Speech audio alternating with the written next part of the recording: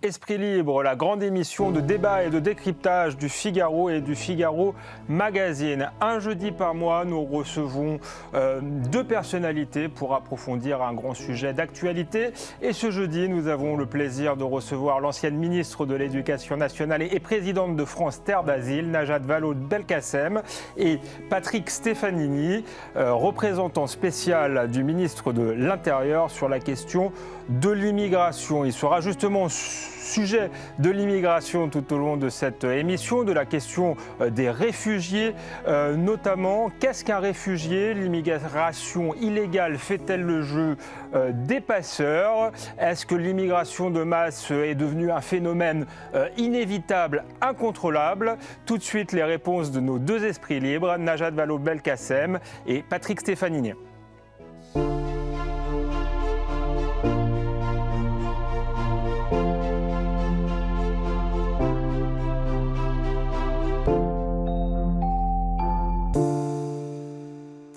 Patrick Stefanini, Najat Vallaud-Belkacem, bonsoir. Bonsoir. Merci d'être avec nous.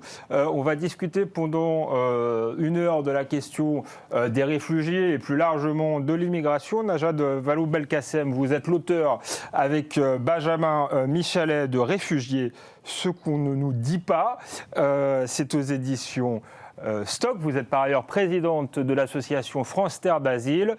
Patrick Stefanini, vous êtes spécialiste depuis longtemps de la question de l'immigration. Vous êtes représentant spécial pour le ministre de l'Intérieur. Vous avez aussi signé un essai il y a quelques années, L'immigration, ces réalités qu'on nous cache. Alors, ces réalités qu'on nous cache, ce qu'on ne nous dit pas, les deux titres se font écho, mais je n'ai pas l'impression que c'est les mêmes réalités que vous voulez pointer. Je ne sais pas qui veut commencer, mais Patrick Stefanini ou Najat Vallaud-Belkacem, honneur aux femmes.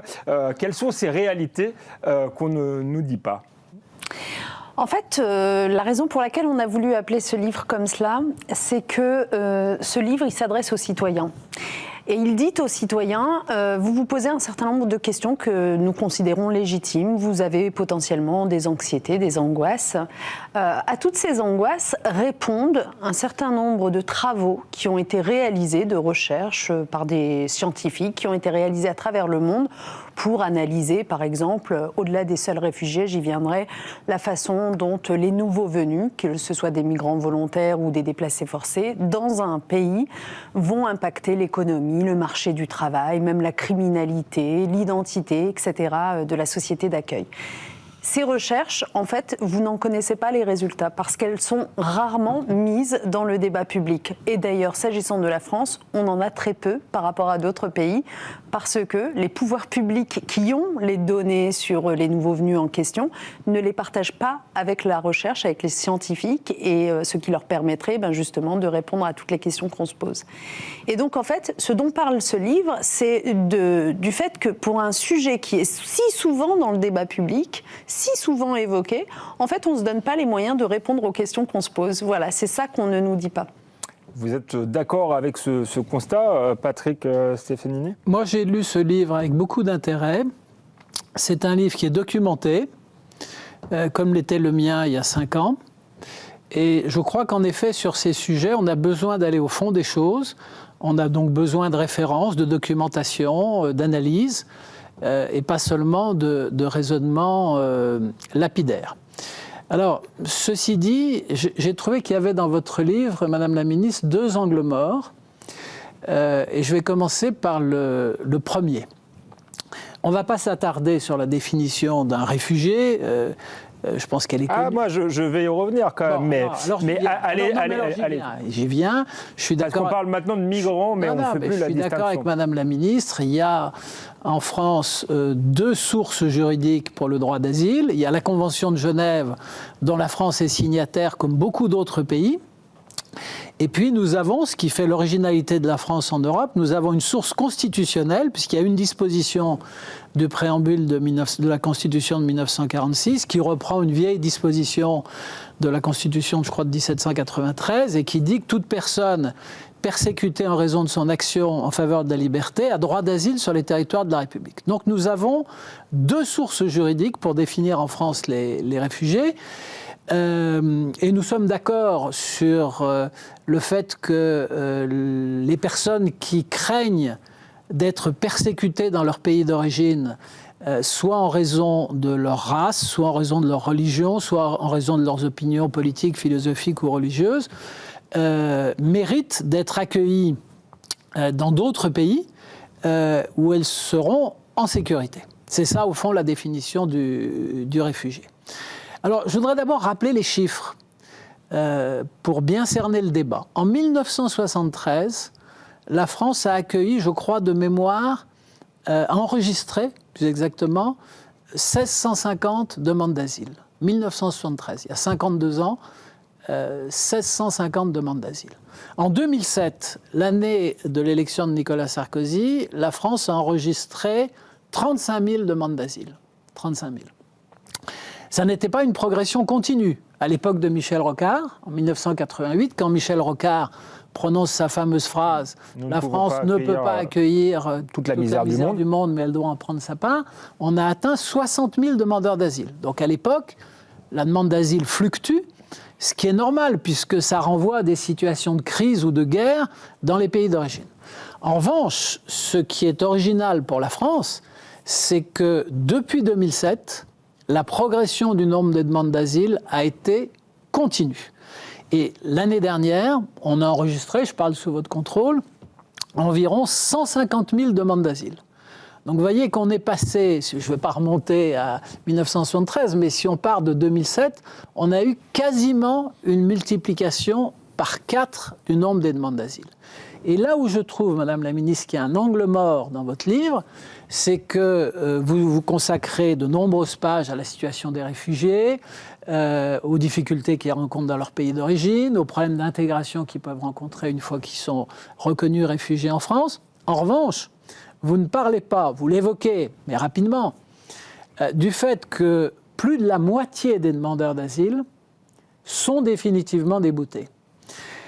Vous citez d'ailleurs un chiffre que je partage avec vous. Là, en 2023, 55% des demandeurs d'asile ont été définitivement déboutés, c'est-à-dire ne se sont pas vus reconnaître la qualité de réfugié.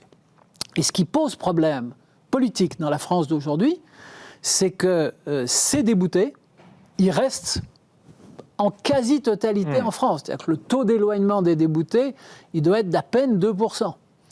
Et c'est ça qui interpelle l'opinion publique française. L'opinion publique française, elle reste attachée à la Convention de Genève, elle reste attachée au préambule de la Constitution de 1946, elle est sensible à la situation des personnes qui subissent des persécutions inadmissibles dans leur pays, mais elle ne comprend pas que les personnes auxquelles les instances juridiques compétentes n'ont pas reconnu la qualité de réfugié puissent se maintenir sur le territoire français. Et ça alimente sur cette question un climat que vous dénoncez, mais qui s'explique par cet échec collectif de la société française à renvoyer chez eux les déboutés.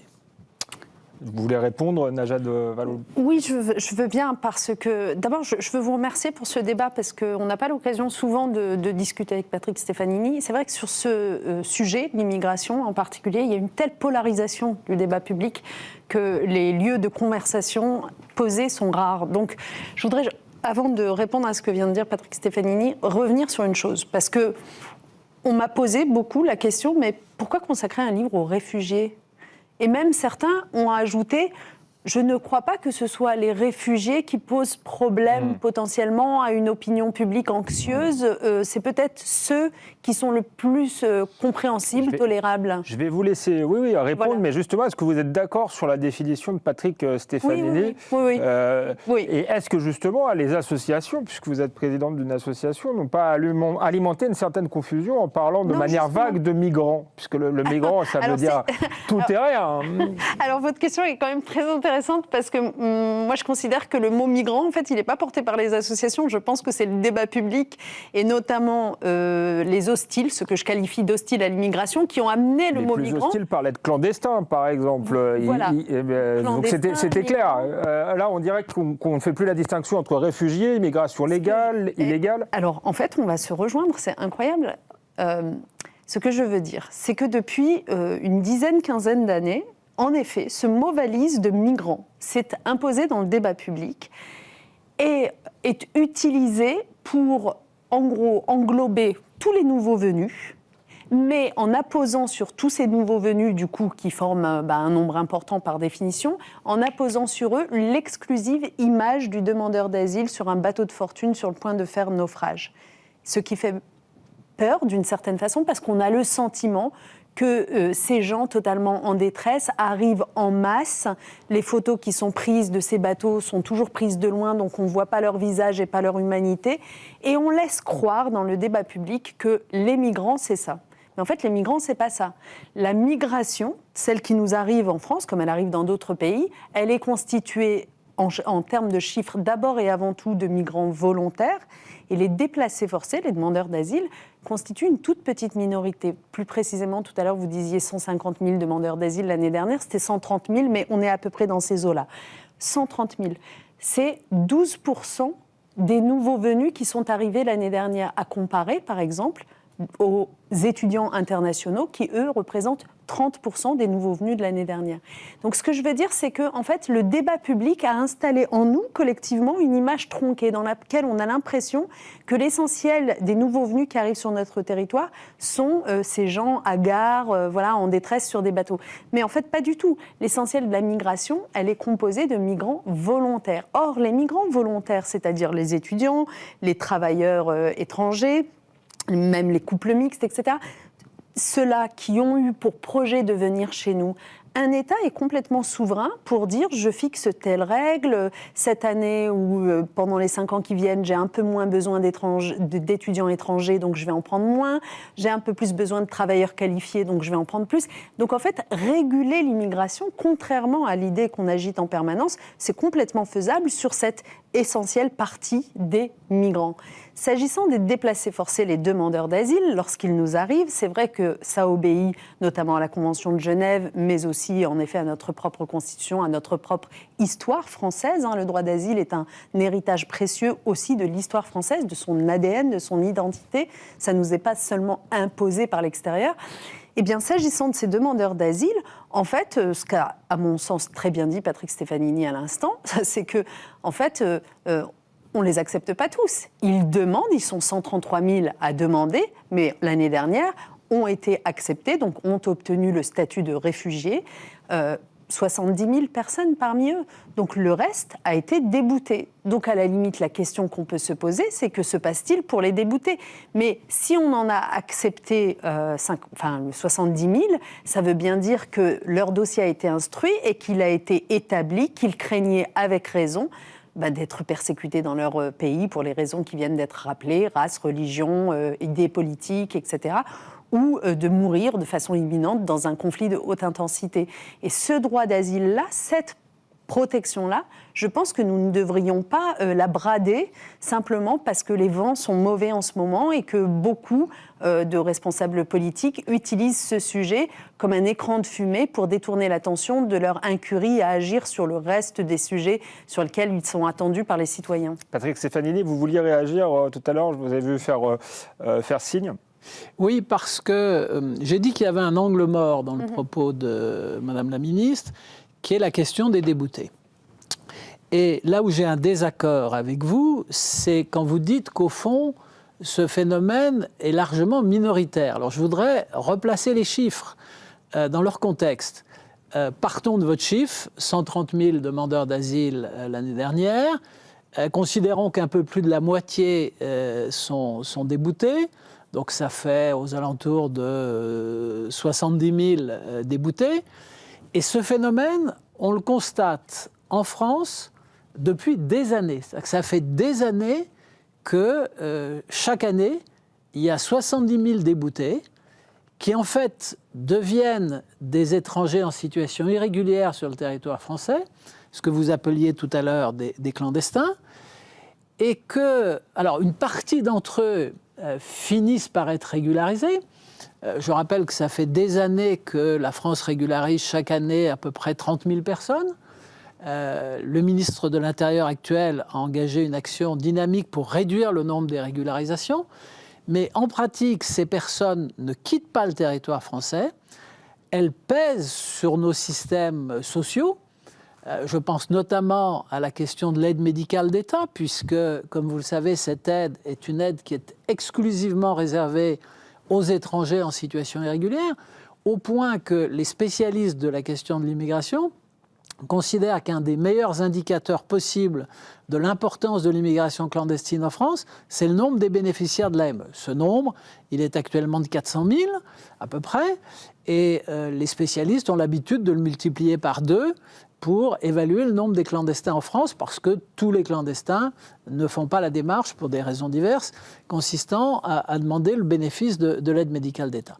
Donc voilà, il y a un angle mort dans votre livre, je ne vous en fais pas le reproche, je dis simplement qu'il faut rappeler à nos téléspectateurs que la procédure d'asile en France, elle fonctionne à peu près correctement, que chaque année, ce sont désormais 60 ou 70 000 personnes qui se voient reconnaître la qualité de réfugiés et qui obtiennent un titre de séjour qui leur permet, un titre de séjour valable 10 ans, qui leur permet de travailler, qui leur permet d'accéder à un logement. Alors on y viendra tout à l'heure, c'est pas simple, hein. Le fait d'obtenir la qualité de réfugié ne signifie pas que la vie devient un lit de rose. Mais en tout cas, ils ont un statut qui les protège et un statut qui leur ouvre des droits dans la société française. La question qui se pose. Alors, j'allais dire, vous auriez pu consacrer un livre au problème des déboutés, parce que quelque part, le problème des déboutés interpelle davantage aujourd'hui l'opinion publique française que la question des réfugiés. Mais absolument, et c'est pour ça que moi je suis pour qu'on traite sérieusement de ce sujet et qu'on sorte simplement de la polémique. Donc, les déboutés, on les évoque dans le livre. D'abord, j'ai envie de dire une chose, c'est que...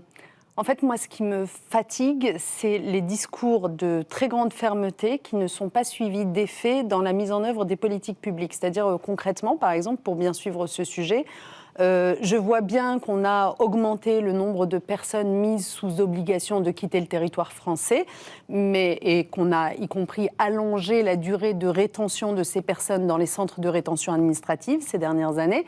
Mais je vois aussi que, dans le même temps, on n'a pas augmenté les moyens des préfectures pour, faire appliquer ces OQTF.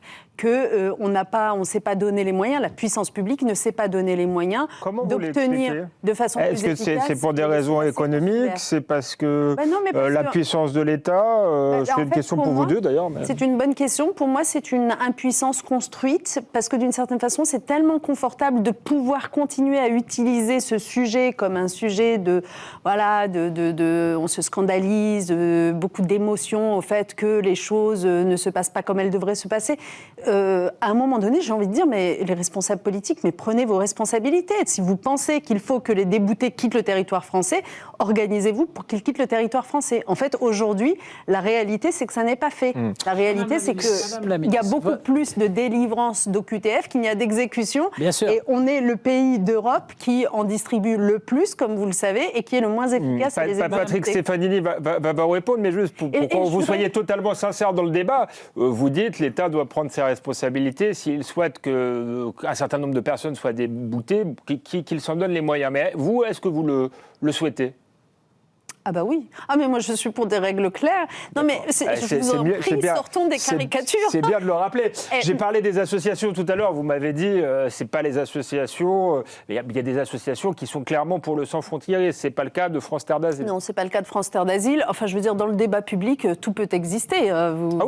J'ai pas dit le contraire. Mais voilà, il y a des gens qui ont des positions je suis démocrate sur tous les sujets. Faut tout dire, c'est tout. Madame la ministre, j'ai entendu que vous faisiez le procès à un certain nombre de responsables politiques de se satisfaire de notre impuissance à éloigner les étrangers pour avoir une sorte de fonds de commerce politicien. Alors permettez-moi de vous dire que je ne partage absolument pas cette analyse et que votre livre vaut mieux que ce raisonnement que je qualifierais de politicien. Alors j'en viens maintenant aux raisons pour lesquelles on a des difficultés à éloigner les clandestins. C'est très important. Elles sont de deux types. Il y a des raisons qui dépendent de la puissance publique française. Par exemple, nous manquons de places de centres de rétention. Ça, c'est une réalité. C'est une réalité qui a conduit le précédent ministre de l'Intérieur, Gérald Darmanin, à donner des instructions aux préfets, aux services de police, etc., pour que ne soient dirigés vers les centres de rétention que des étrangers clandestins, c'est-à-dire en situation irrégulière, jugés dangereux, mais qui ont troublé l'ordre public. Qui ont troublé l'ordre public. Bon, j'allais dire, Gérald Darmanin, il a fait de nécessité raison, mais ça n'est pas satisfaisant.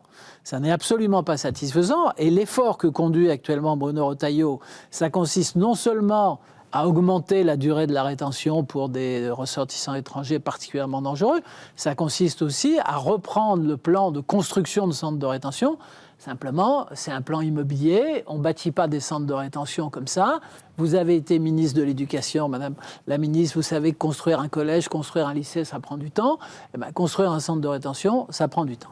Et puis, il y a une deuxième série dans les préfectures. Et puis, il y a une deuxième série de raisons qui expliquent, sans la justifier, une partie de l'impuissance de l'État, c'est la mauvaise volonté des pays d'origine. Et cette mauvaise volonté des pays d'origine, nous y sommes confrontés en permanence. Soit pour des raisons purement politiques, je pense que le cas de l'Algérie se passe de commentaires au moment où on se parle, c'est-à-dire que l'Algérie est aujourd'hui dans une posture où, en effet, elle ne fait pas beaucoup d'efforts pour reprendre les clandestins de son pays pour des raisons de politique générale. Et puis, il y a une autre raison qui explique que les pays étrangers ne veuillent pas reprendre leurs clandestins. C'est parce que le fait d'être en situation irrégulière en France n'empêche pas de travailler, n'empêche pas de gagner sa vie, et que les transferts de fonds des immigrés en général, dont les clandestins, les transferts de fonds vers les pays d'origine, représentent des sommes absolument considérables et qu'au fond, les pays d'origine considèrent que, après tout, ces personnes en situation irrégulière, en France, en Allemagne, en Belgique, etc., oui, ça pose problème aux pays de destination que nous sommes, mais eux trouvent assez confortable de recevoir chaque année des transferts de fonds qui sont très importants. Je voudrais illustrer ce propos. L'aide publique au développement en France, c'est 10 milliards d'euros, approximativement. Les transferts de fonds des personnes immigrées, régulières ou irrégulières, c'est 12 milliards d'euros chaque année. Donc il faut avoir ces chiffres en tête pour comprendre pourquoi un certain nombre de pays étrangers font preuve de mauvaise volonté. Si vous y ajoutez la situation, vous y faites référence dans votre livre, la situation extraordinairement difficile de certains pays d'origine, je pense à l'Afghanistan, je pense à la Corne de l'Afrique, qui est aujourd'hui ravagée, que ce soit au Soudan, que ce soit en Érythrée, par des guerres civiles absolument horribles. Tout ça finit par constituer un puissant faisceau de raisons qui explique que la France ne parvienne pas à exécuter correctement ces mesures d'éloignement. Je vous donne le point sur ce constat chiffré. La France prend chaque année environ 120 000 mesures d'éloignement et on en exécute, en additionnant tout, les retours forcés, les aides au retour volontaire, etc., on en exécute grosso modo 25 000. Donc ça n'est pas satisfaisant. Juste avant que Najat Vallaud-Belkacem réponde, est-ce qu'il n'y a pas aussi un intérêt économique pour la France à avoir des travailleurs sans papier? On voit que le gouvernement a plutôt régularisé les métiers en tension. Est-ce que pour le coup, je pose ça la question à l'homme de droite, il n'y a pas eu une volonté aussi de faire plaisir au patronat? Alors, en 2007... Nicolas Sarkozy a transcrit dans les faits une inspiration politique qui était forte, qui était puissante, qui était l'immigration choisie. L'immigration choisie, ça voulait dire qu'on voulait encourager la venue en France des étudiants étrangers, parce que c'est une bonne chose d'accueillir sur notre territoire des étudiants qui ensuite seront les cadres de leur pays d'origine et qui pourront donc entretenir avec la France de bonnes relations. Et deuxièmement, Nicolas Sarkozy a voulu encourager l'immigration de travail. Et contrairement à ce qu'on pense parfois, l'échec de Nicolas Sarkozy à la présidentielle de 2012 ne s'est pas traduit par l'abandon de cette politique. aucun des gouvernements qui se sont succédés n'a remis en cause les fondamentaux de la politique d'immigration choisie qui avait été lancée par Nicolas Sarkozy, c'est-à-dire la volonté d'encourager l'immigration des étudiants et d'encourager l'immigration des travailleurs. Je vais citer 2 chiffres. En 2000, la France délivrait à peu près 13 000 titres de séjour pour des motifs économiques. 13 000. L'année dernière, c'était environ 55 000. Donc vous voyez que l'immigration choisie, c'est-à-dire la volonté de faire venir en France des travailleurs, c'est devenu une réalité. Mais est-ce que c'est pas une erreur de la droite? J'y viens. En ce qui concerne l'immigration des étudiants, on est passé de 45 000 à plus de 100 000 l'année dernière. Donc là aussi, c'est un succès de la politique d'immigration choisie. Est-ce que cette politique est toujours adaptée à la situation de la France? C'est la question que vous posez. Exactement. Alors je réponds par l'affirmative pour les étudiants.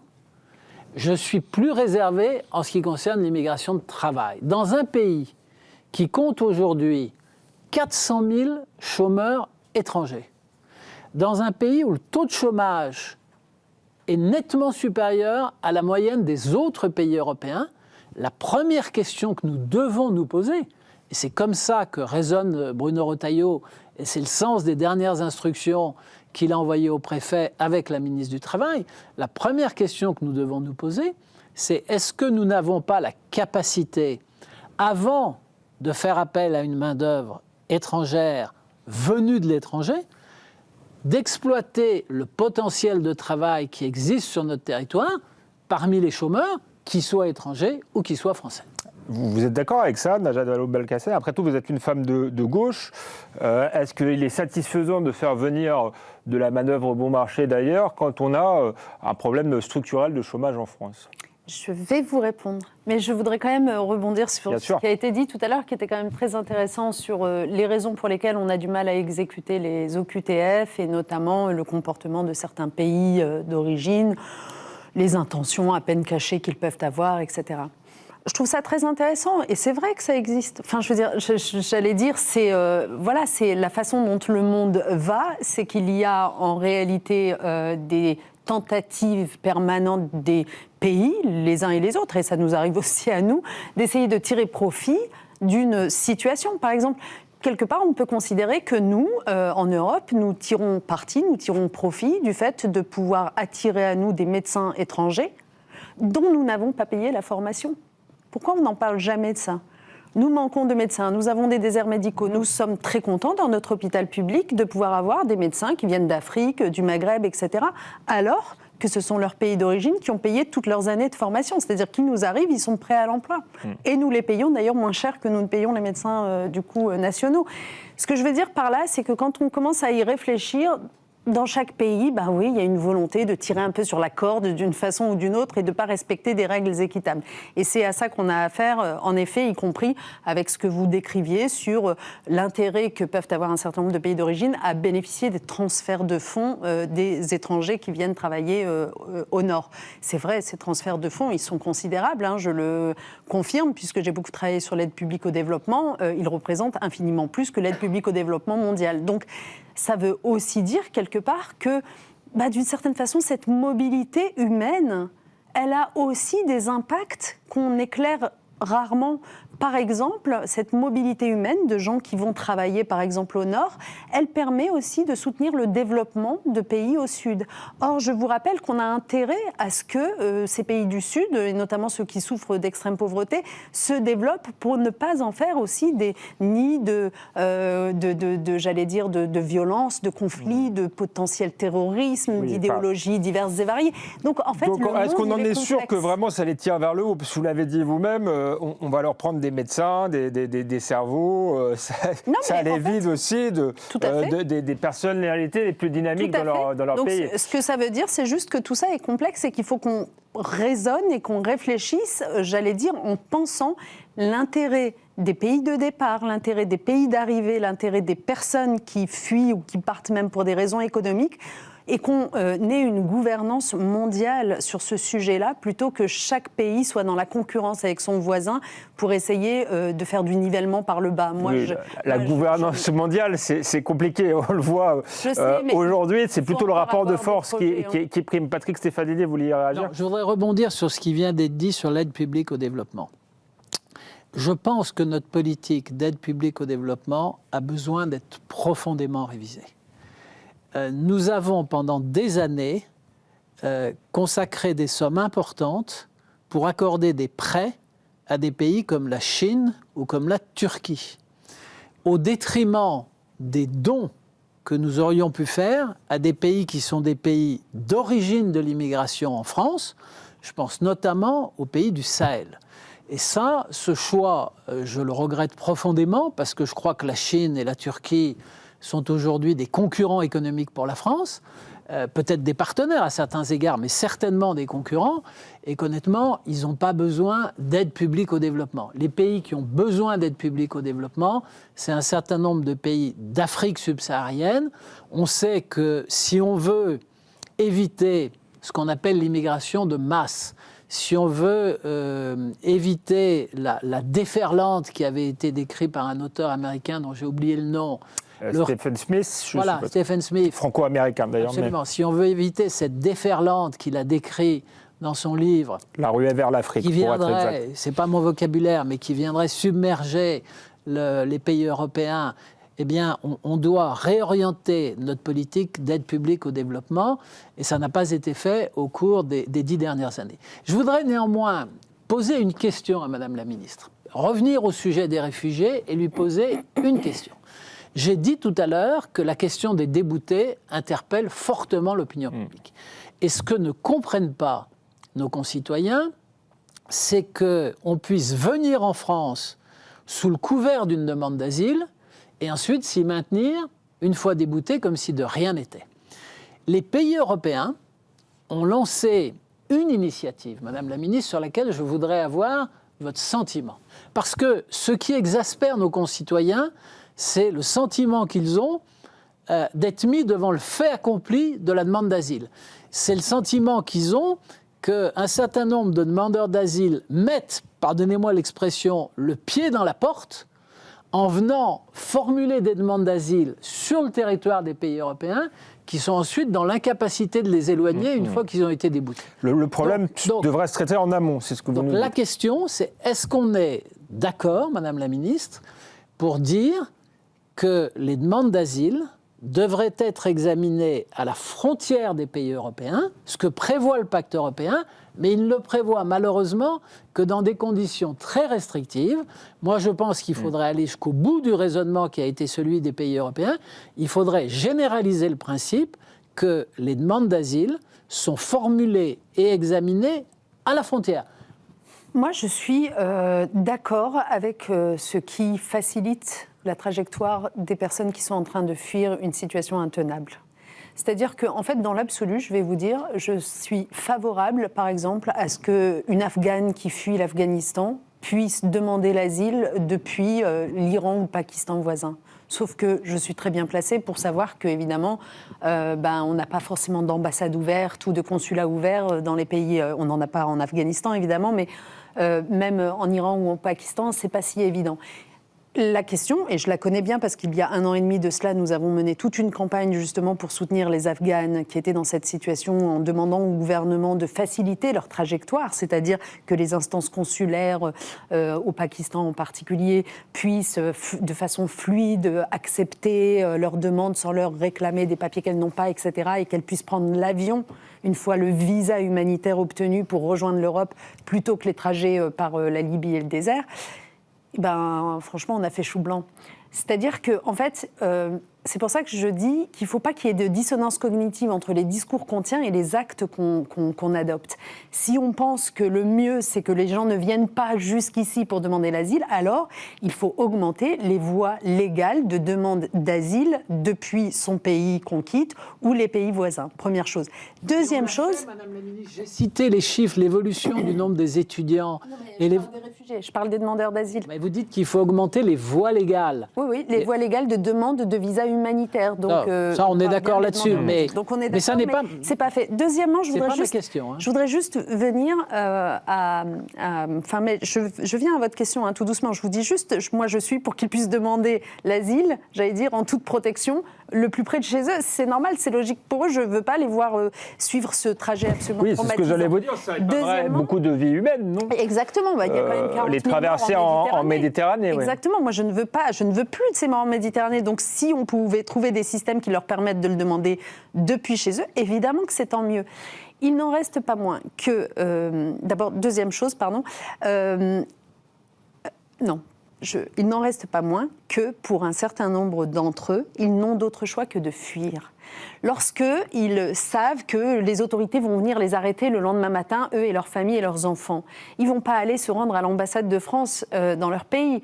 Lorsqu'ils savent que, et c'est malheureusement le cas en ce moment avec l'Iran, ce qui se passe, ils vont traverser un pays, l'Iran, qui est en un conflit intense. Ils ne vont pas rester en Iran. Donc, ils continuent de fuir. Je veux dire que pour parler souvent à des demandeurs d'asile et à des réfugiés, si vous les interrogez sur leurs préférences, ils préféreraient rester dans un pays voisin du leur. Ça, il faut le comprendre, parce que le débat public l'occulte totalement. Si vous leur demandez, par exemple, les gens qui fuyaient la Syrie, ils auraient préféré évidemment rester en Jordanie ou au Liban, parce que ça leur permet d'espérer revoir les leurs ou de pleurer leur mort. Vous voyez, ils n'avaient pas comme intention particulière de rejoindre la lointaine Europe ou le nord du monde. Donc, en fait, la raison pour laquelle ils le rejoignent, c'est parce que soit leur vie continue d'être menacée dans les pays voisins, soit parce que c'est des pays dans lesquels ils n'ont pas la possibilité de travailler, ils ne voient aucune perspective, sauf à finir en camp, dans les camps des Ataris en Jordanie, enfin, des trucs qui ne sont pas vivables non plus. Donc, en fait, la question qui se pose à nous, et là je vous rejoins totalement, c'est... il nous faut aider davantage les pays voisins des zones d'où partent des demandeurs d'asile en masse, et ça on peut anticiper quand même. Par exemple, on sait que tel conflit au Soudan, voilà, il y a un énorme conflit au Soudan, on se doute bien qu'il y a des gens qui vont partir du Soudan pour demander l'asile. Et donc la question c'est comment aider les pays alentours avec, pour le coup, de l'injection de financement important pour permettre des investissements économiques, pour permettre des opportunités d'emploi à la fois pour les nouveaux venus et pour la population locale afin qu'il n'y ait pas de concurrence entre eux. Et ça permettra finalement que des gens voient leurs préférences respectées, et y compris qu'au Nord, on ne se pose pas toutes ces questions. Mais, voilà, j'en viens à ce que vous disiez, il y a des gens qui continueront leur chemin pour diverses raisons et qui arriveront là, et ça, on ne peut pas le leur interdire. Ça, c'est pas possible de leur interdire. Souvenez-vous comment est née la Convention de 51. Vous avez justement rappelé que le droit d'asile, c'est pas que les textes internationaux. Mais qui veut vraiment l'interdire ? Il vous a parlé du problème des déboutés, je pense que vous l'avez dit vous-même. Non, parce que la les gens vous disent sur les réfugiés. C'est les gens qui arrivent. C'est les gens qui arrivent à la frontière. C'est pour ça que je peux en venir là. Il y a un point interdire... c'est qu'un demandeur d'asile, restons sur l'exemple d'un Soudanais. Est-ce que par exemple un demandeur d'asile qui n'aurait pas demandé à la frontière et qui arriverait sur le territoire pourrait être automatiquement débouté ? Ça peut être aussi... En fait, c'est ce que suggère du coup M. Stefanini. Exactement. Je ne suis pas allé jusque-là parce que certains l'ont suggéré. Je crois que c'était une proposition d'Éric Zemmour, notamment pendant la campagne présidentielle. Conforme à la Convention de Genève. Je crois même que ça ne serait pas conforme à la Convention de Genève. Ceci dit, si on reste sur l'exemple de ce Soudanais, je ne sais pas quel va être son parcours, il est peut-être passé par l'Égypte, il est peut-être ensuite passé par le désert de Libye, il est arrivé en Italie. Et la difficulté, c'est qu'aujourd'hui, comme nous n'avons pas de procédure d'examen des demandes d'asile à la frontière, quand ce Soudanais arrive en Italie, il fait sa demande d'asile, il va probablement être débouté, il se retrouve clandestin en Italie, et ensuite, comme la directive retour fait obstacle à son retour au Soudan, entre autres, eh bien, il n'a plus comme solution que de rester en Italie ou de partir vers les pays voisins. Et l'expérience prouve qu'il part vers un certain nombre de pays voisins. Donc la question que j'ai posée à Madame la Ministre, et qui renvoie à la vision que nous avons d'une Europe souveraine. Nous nous appelons l'Union européenne, nous avons créé entre nous un espace de libre circulation, nous avons signé entre nous des accords sur les demandeurs d'asile, ça s'appelle les accords de Dublin, nous ne sommes sans doute pas d'accord entre nous sur le contenu de ces accords, mais je les considère pour ma part à ce stade comme irremplaçables.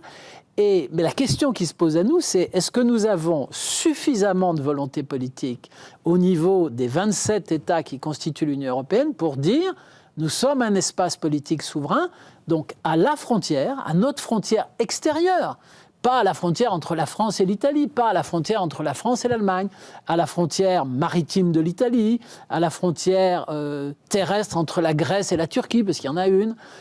Nous ferons fonctionner nos procédures de demande d'asile, nous examinerons la situation des intéressés à ce moment-là. Ça suppose évidemment, et c'est ce qu'ont décidé les pays européens, de créer des structures d'hébergement, parce que les intéressés vont avoir besoin d'être hébergés pendant la durée d'examen de leur demande d'asile. Mais l'immense avantage de cette formule, c'est que l'intéressé se verra soit opposer une réponse positive. Dans ce cas-là, il rentrera sur le territoire européen, il aura le statut de réfugié, ou au contraire, il se verra opposer une réponse négative en toute connaissance de cause, et l'État concerné, l'État européen concerné, organisera son éloignement. C'est ce que prévoit le pacte européen. Finalement, ce seraient les frontières de Schengen qui marcheraient, Najat. Oui, ce seraient les frontières de Schengen qui seraient des frontières réelles. Absolument. En fait, sur le papier, ça a l'air très attrayant ce que vous décrivez, sauf qu'il y a un monde entre le papier et la réalité que nous connaissons bien. Et vous le savez, puisque nous avons déjà connu cette espèce d'examen à la frontière, en l'occurrence dans les hotspots, les centres de détention qui avaient été mis en place en Grèce, par exemple, il y a quelques années, au début de l'arrivée des Syriens, par exemple, qui se sont avérés être de véritables centres de détention avec des conditions absolument indignes. Et pourquoi les conditions sont indignes ? Parce que moi, je ne veux pas jeter la pierre à un gouvernement grec. Elles sont tout de même moins indignes que des pays d'où ils viennent. Oui, non, mais ce sont des gens qui sont menacés, persécutés. Je vais vous Par ailleurs, il y a expliquer. des gens qui n'ont pas de logement en France. Il faut le rappeler. Il faut savoir que la Grèce, oui, absolument. Il faut savoir que la Grèce a été plusieurs fois condamnée par la Cour européenne des droits de l'homme pour ce qui régnait comme condition dans ces centres. Vous allez à Porte de la Chapelle, les gens sont dans des conditions indignes. Je ne suis pas en train de dire que c'est bien ce qui se passe Porte de la Chapelle. Je vais vraiment y revenir. Je veux juste finir là-dessus. Pardonnez-moi. En fait, pourquoi est-ce que ça se termine avec des centres de détention où les choses ne peuvent pas bien se passer ? C'est des camps, en fait. Pourquoi est-ce que ça se termine comme ça ? Mais parce que, du coup, vous concentrez massivement des arrivées. Est-ce qu'il ne vaut pas mieux, j'allais dire, que ces arrivées se dispersent entre plusieurs pays européens, comme par exemple les 4 millions d'Ukrainiens ? Lorsque les 4 millions d'Ukrainiens sont arrivés, comme on leur a appliqué un régime juridique différent des autres, c'est-à-dire la directive protection temporaire, je passe l'aspect technique, à eux, aux Ukrainiens, on a dit, vous pouvez choisir le pays d'Europe dans lequel vous préférez vous rendre. C'est la première fois qu'on laissait s'exprimer une préférence. D'habitude, en effet, comme ça vient d'être rappelé, on ne laisse pas le choix aux demandeurs d'asile. On leur dit protocole de Dublin, vous êtes rentré par l'Italie, c'est en Italie que ça doit être instruit. Et si ensuite vous rejoignez par exemple la France, eh bien, protocole de Dublin, vous allez rester porte de la Chapelle sous détente parce que l'État français n'instruira pas votre dossier pendant 18 mois. 18 mois de suspension. Enfin, vraiment, ce régime est débile, mais insupportable de dysfonctionnement. Donc, au lieu de ça, les Ukrainiens, on leur a dit, quand ils sont arrivés, choisissez dans quel pays vous voulez aller. Et qu'est-ce qu'on a vu ? Ça a été vraiment une expérience in vivo extraordinaire parce que on a vu qu'il n'y avait pas l'appel d'air qu'on imaginait, par exemple, dans un pays comme le nôtre. Le débat public dit toujours, on est tellement attractif, notre système social et tout ça. On a accueilli 4 à 5 fois moins d'Ukrainiens proportionnellement à notre population que ce qu'on imaginait par rapport à nos voisins. C'est-à-dire qu'en fait, ils sont allés où, les Ukrainiens, de préférence proximité géographique, Pologne. Et je peux vous dire que la Pologne, il n'y a pas un système social plus intéressant que le français.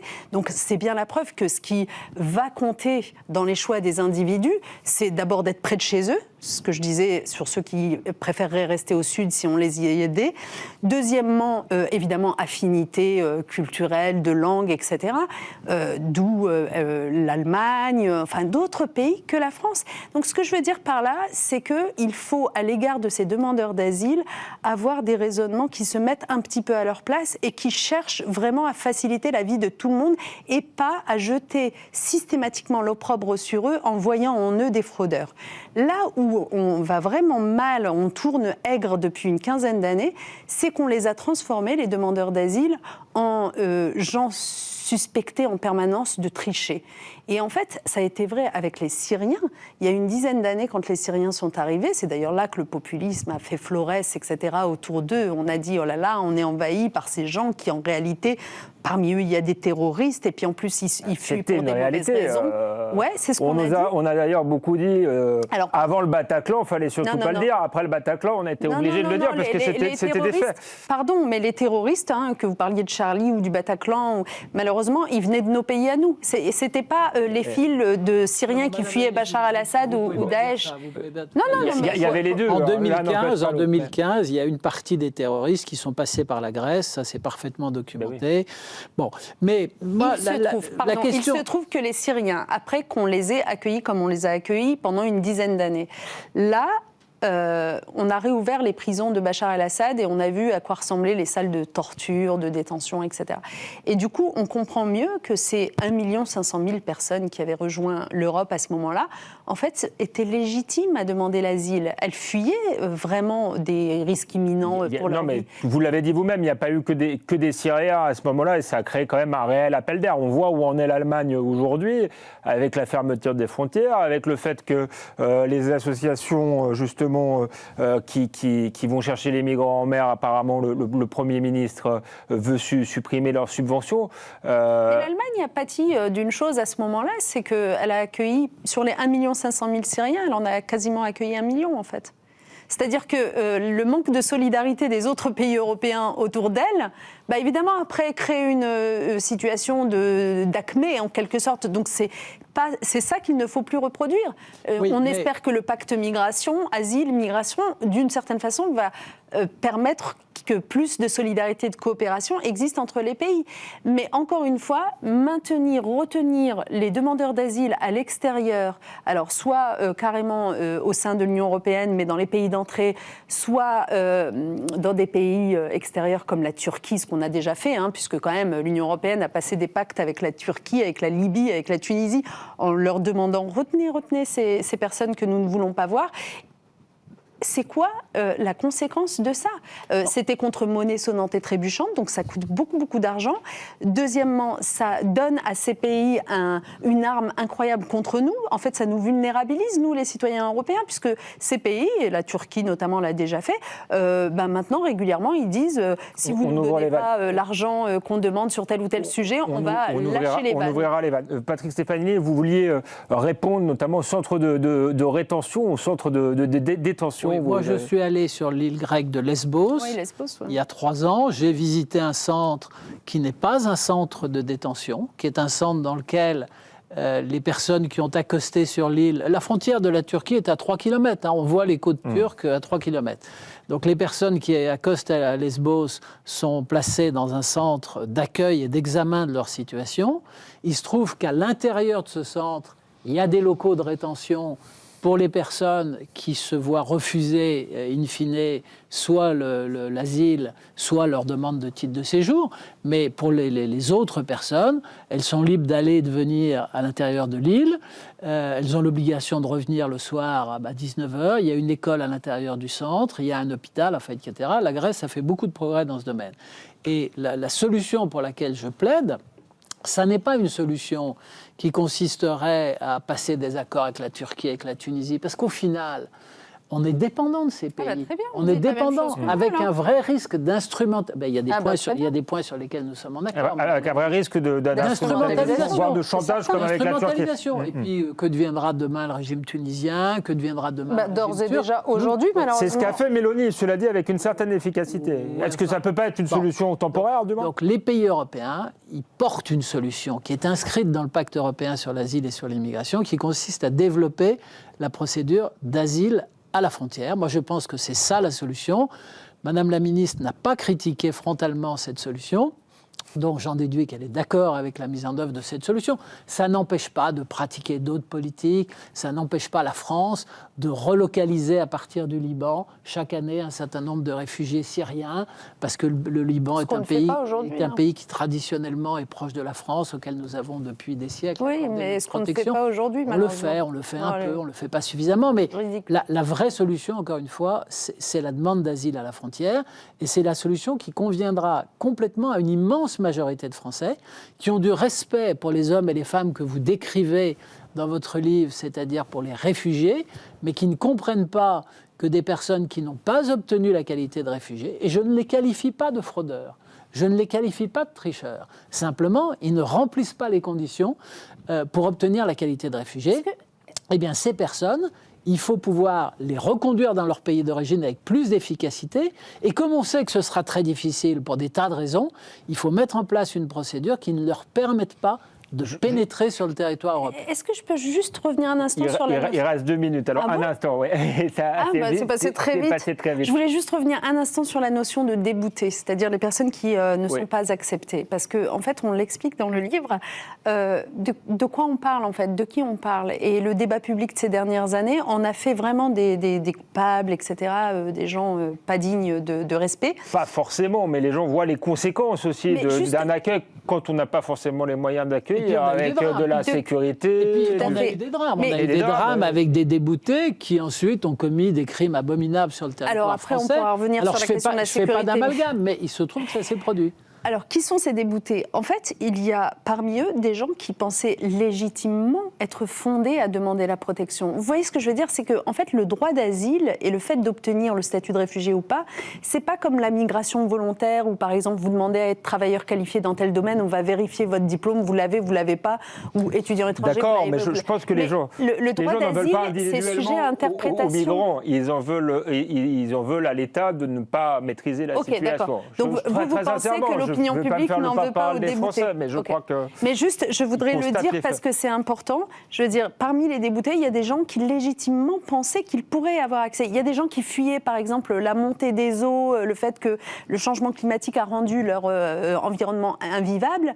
Ils pensaient qu'ils seraient légitimes à demander. Sauf que dans les textes aujourd'hui, le changement climatique n'est pas un motif d'obtention de l'asile, donc ils ne l'ont pas obtenu. Vous voyez, donc ce n'est pas forcément des gens mal intentionnés qui ont cherché à tricher, etc. Il faut avoir ça à l'esprit. Et deuxième chose, quand même, on n'a pas dit un mot du fait que Mme Meloni est en train de régulariser, après en avoir régularisé 400 000. On en a dit un mot, j'ai parlé de l'immigration de travail et de la droite là-dessus. Il a répondu. Juste un mot quand même sur pour conclure sur les associations, même si je ne vise pas particulièrement Terre d'Asile, il y a quand même tout un débat sur les associations qui vont chercher les migrants en mer. Est-ce qu'elles font de l'humanitaire ou est-ce que quelque part elles font le jeu des passeurs et des trafiquants d'êtres humains ? Merci beaucoup d'aborder ce sujet parce que... Alors moi, l'idée que quelqu'un puisse, dans le débat public, s'en prendre, en l'occurrence à SOS Méditerranée, parce qu'elles ne sont pas 36 000, elles sont quelques-unes, mais celle que vous avez en tête, j'imagine, c'est SOS Méditerranée, qui va en effet sauver des gens de la noyade. Que quelqu'un ose s'en prendre à SOS Méditerranée, c'est totalement incompréhensible pour moi. Vraiment, ça me scandalise. On parle de gens, de nombreux marins d'ailleurs, parce que ce sont beaucoup des marins qui s'engagent dans une ONG comme celle-là, qui vont tous les jours qu'ils y consacrent, se confronter à des situations absolument traumatisantes, puisqu'il y a des gens qu'ils arrivent à sauver de la noyade, et puis il y a tous ceux qu'ils n'arrivent pas à sauver, et qu'ils voient s'échouer au fond. On est dans le temps additionnel. Madame la ministre, absolument extraordinaires. 30 secondes, et 30 secondes pour qu'ils répondent, on vous a compris. Je ne le dis pas pour France Terre d'Asile, mais j'ai en tête d'autres associations. Je n'accepte pas que des associations qui sont subventionnées sur fonds publics, et je trouve ça normal quelque part, je n'accepte pas que ces associations... Non, c'est pas ce que je dis. Je n'accepte pas que ces associations fassent tout en France pour multiplier les obstacles contentieux pour faire échec à notre politique d'éloignement. Parce que c'est aussi ça la Mais réalité. ça, c'est faux. Ça, Mais c'est un non, mythe. non, Il faut c'est qu'on pas du fasse tout. une deuxième Non, non. émission. J'aurais dû commencer par là, effectivement, mais c'était pas. C'est une réalité. C'est C'est comme une la réalité. J'ai voulu commencer calmement, mais vous m'avez endormi en fait. Est-ce que je peux finir d'une phrase puisque Non, mais on M. est dans le temps Stefanini institutionnel. représente le ministère de l'Intérieur. D'accord, Mais de grâce, accepter que les chercheurs documentent cette question-là. Ils ont déjà documenté l'absence d'appel d'air, Voilà, contrairement à ce qu'on raconte. la Qu'ils documentent documentation ne me l'idée fait pas selon peur. laquelle les associations aideraient les gens à ne pas Ah être oui, c'est la reconduits à réalité l'hôpital. que C'est pas vrai. constate tous les jours on les va préfets. finir là-dessus, mais Friedrich Merz, le Premier ministre allemand, apparemment a tranché. Je ne Il sais a pas tranché. si les chercheurs l'ont renseigné. Merci à tous les deux, c'était passionnant et ça a permis de discuter en profondeur d'un sujet sans caricature et sans invective. Et ça, c'est toujours intéressant. Merci et à la saison prochaine pour de nouveaux numéros d'Esprit Libre.